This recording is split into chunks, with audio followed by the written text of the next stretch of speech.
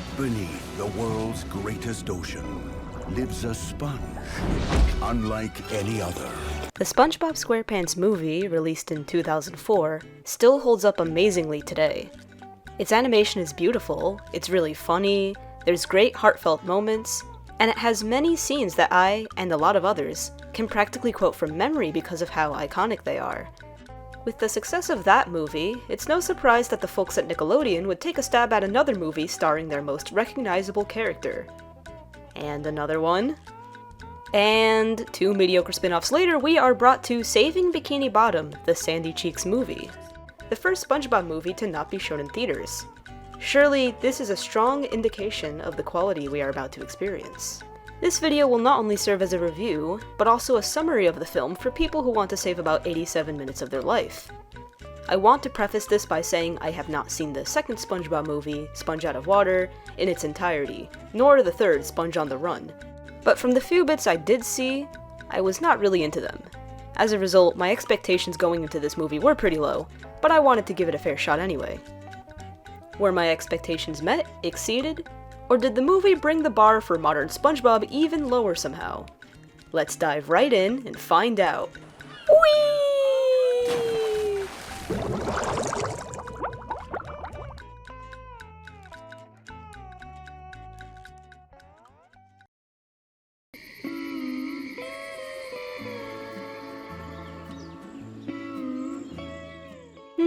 I actually quite like the first shots of this movie.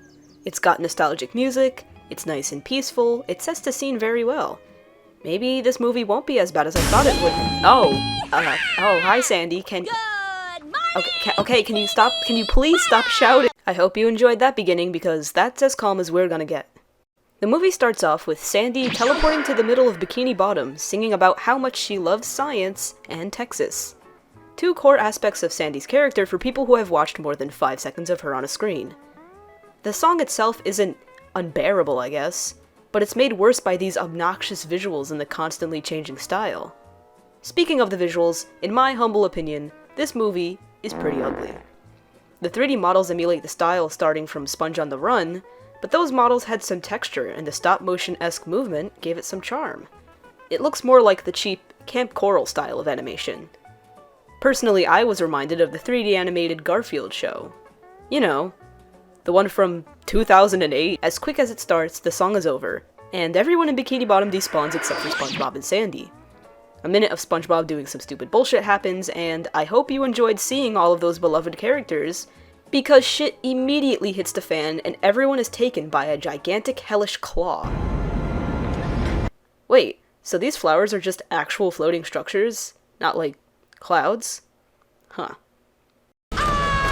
What's happening? What's that? Who was that mechanical horse on the screen? Why, that's Sandy's iconic sidekick, Sparky.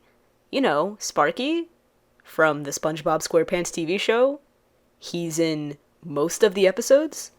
Look, I don't know how you could forget him. He's right there in the intro. Jeez. Well, for all of you Sparky fans watching this in the audience right now, don't get too hyped, because he gets split in half by the claw and will be pretty much out of commission for the rest of the movie. And just when I was starting to love him too. Sandy discovers that the claw is the property of Boots, which she explains with this stupid green marker, is a science organization from Galveston, Texas, that she happened to be working for this entire time. SpongeBob cries in dismay about his home and loved ones being taken from him, and utters possibly the worst line I've heard in a long time. And all my streaming videos on demand, I can't demand them anymore! Wow. Isn't SpongeBob so relatable now? I love it when the media reminds me of streaming services. I love it! Sandy and SpongeBob ride up a geyser as they prepare to go on a mission to save Bikini Bottom. What are we doing? Saving Bikini Bottom! Okay, genuinely, what was the point of that line? Sandy, did you forget what you guys were doing? Did the writers really think that line sounded cool? Whatever. The geyser launches them into the sky as they aim to hitch a ride on an airplane. The question of how SpongeBob will survive outside the ocean is quickly answered by Sandy spraying him with a super hydration serum that she invented in case of a drought. Although, this is the only time the spray is actually used, and was probably only thrown in so that the animators didn't have to animate SpongeBob in a special land outfit. Hell, the second and final time SpongeBob gets dehydrated, Sandy gets water from a cactus. Did they forget about the spray that quickly? Did she use all of it that one time? Am I expecting too much from these writers? Back to the plot. We skip ahead a mere 14 hours later, and they're already above Galveston. They jump off the plane in order to reveal one of the weirdest retcons I've seen in the SpongeBob series so far. No, it's not that Sandy isn't wearing a bikini in this film. I'm fine with that change if it means less complaining parents. No, I am in fact referring to this. Sandy, you never told me you were a flying squirrel! Yep, you've seen it here, folks. Sandy Cheeks, despite never having visible patagium throughout the entire show, and sometimes not even having it in this movie, has been a flying squirrel this whole time. She just summons this ability when the plot demands it. She could have had, I don't know, a jetpack, something that makes sense for her scientific character. Oh look, here's a scene from the show itself where she has a jetpack.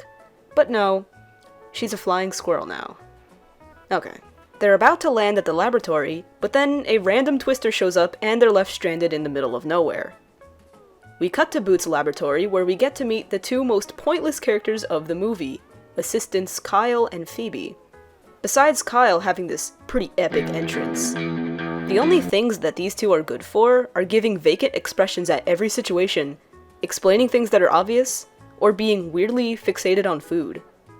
I'm gonna assume these characters are as stoned as the actors have to be in order to act in this movie. But they cannot compare to the power, the majesty, the absolute perfection that is our main villain, Tsunami.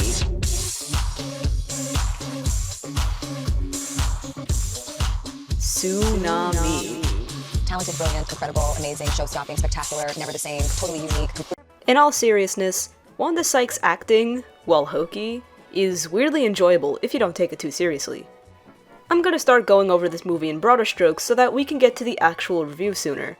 Tsunami's evil plan is to turn the citizens of Bikini Bottom into the product line Sea Pals, a series of marine creatures that are indestructible and will live forever without needing to stay in the water.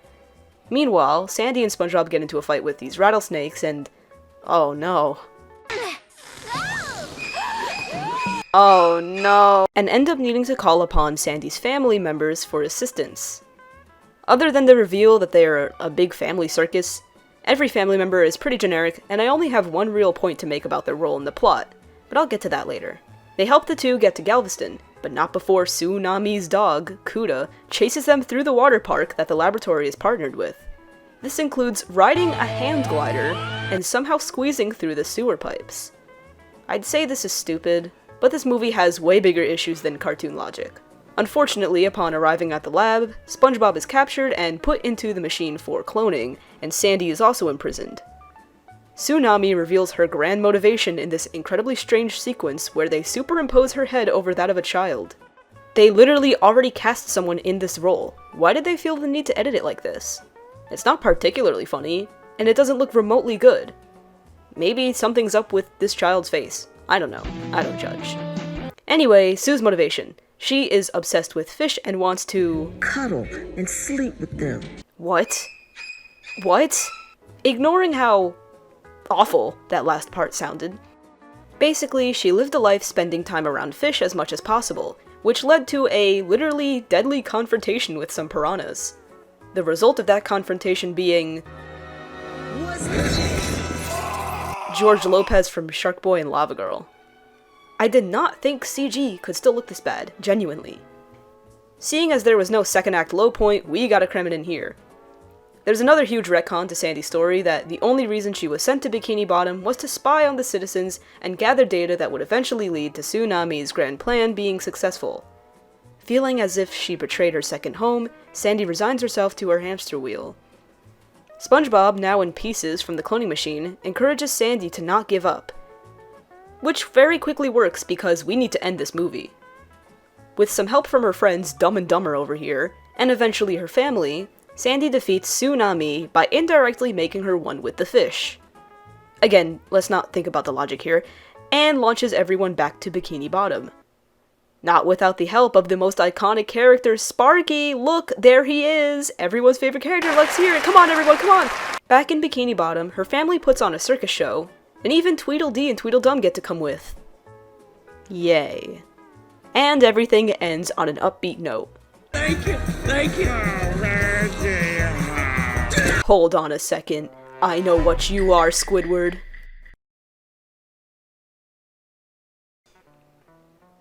Let's start with what I like about this movie. I already mentioned Tsunami is weirdly enjoyable, at least to me, but I also actually like the scene Sandy has with her family. I don't think it has particularly stellar writing or anything, but the pacing slows down and it's cute to see them reminisce and just act like, well, a regular family. The only two scenes I somewhat like are the establishing shot I mentioned in the beginning and this scene with the family. Notice what they have in common? There's no obnoxious visuals or noises. The scene is allowed to breathe and create a feeling. I think this will be an excellent segue into talking about what I didn't like about this movie. Wait, is that really all the good things I have to say about it? The music is alright. Okay, that's really all the good I have to say. The biggest problem of the movie, in my opinion, is how loud it is. I don't necessarily mean in volume, although that is certainly an issue at times as well.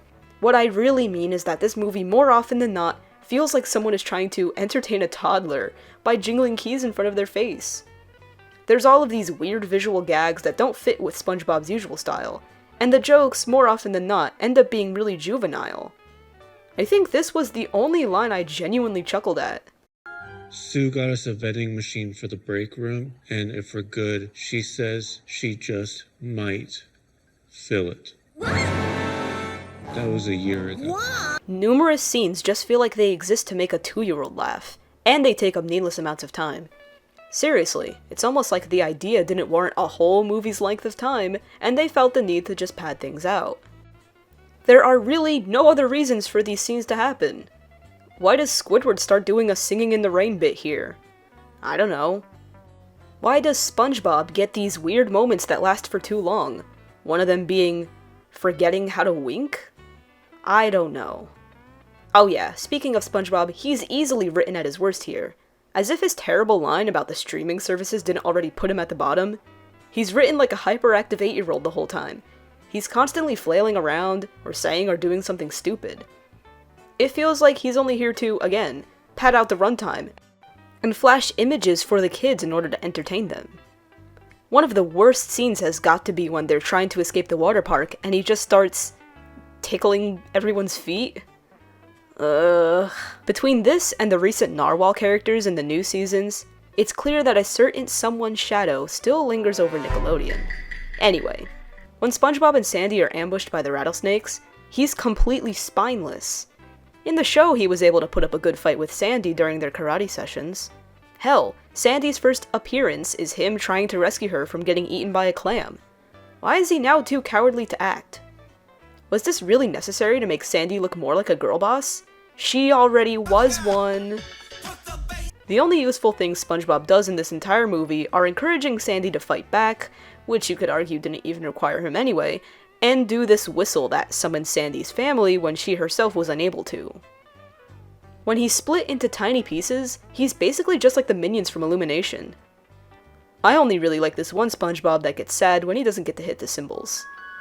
It's funny. If I didn't know any better, I'd say that the writers didn't trust Sandy to be a strong enough lead for her own movie, and instead stuck SpongeBob in with her so that people would watch. Roll that clip back! It's almost like the idea didn't warrant a whole movie's length of time, and they felt the need to just pad things out. Aside from everything I previously talked about, this movie's writing is pretty sloppy as well. Let's ignore the retcons to Sandy's story, like her working for this laboratory, or her somehow being a flying squirrel this whole time, and let's look at the movie itself.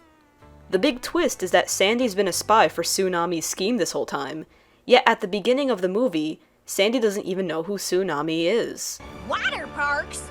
And who in tarnation is Tsunami? The only possible explanation I have is that maybe she was pulling the strings behind her operation, even if Sandy didn't personally know her.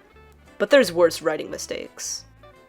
Remember how the sea critters had to go through a 3-phase plan in order to be made into sea pals?